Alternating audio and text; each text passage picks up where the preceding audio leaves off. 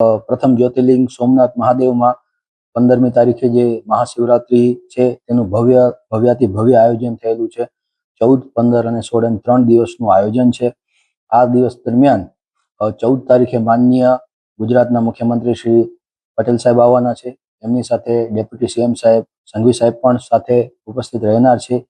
મહાનુભાવોની અહીંયા સોમનાથ મુલાકાતને લઈ અને પૂરું પોલીસ તંત્ર હરકતમાં આવ્યું છે અને ખૂબ જ અમારે જે સલામતીની જે વ્યવસ્થા કરવાની હોય છે કે આપણે જાણીએ છીએ કે આ સમય દરમિયાન સોમનાથ મંદિર બંધ થવાનું નથી, સતત 42 કલાક ચાલુ રહેવાનું છે.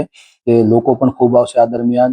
અત્યારે સોમનાથ સ્વાભિમાન પર્વ પછી સામાન્ય રીતે એક ડેટાબેઝ અમારી પાસે છે, તો જાન્યુઆરી મહિનાની જ વાત કરીએ તો જાન્યુઆરી મહિનામાં જ ખાલી લગભગ 19 લાખથી વધારે યાત્રાળુઓએ સોમનાથ મહાદેવના દર્શન કરેલા છે, જે 2025ના શ્રાવણ મહિનાની સંખ્યા કરતાં પણ વધારે છે.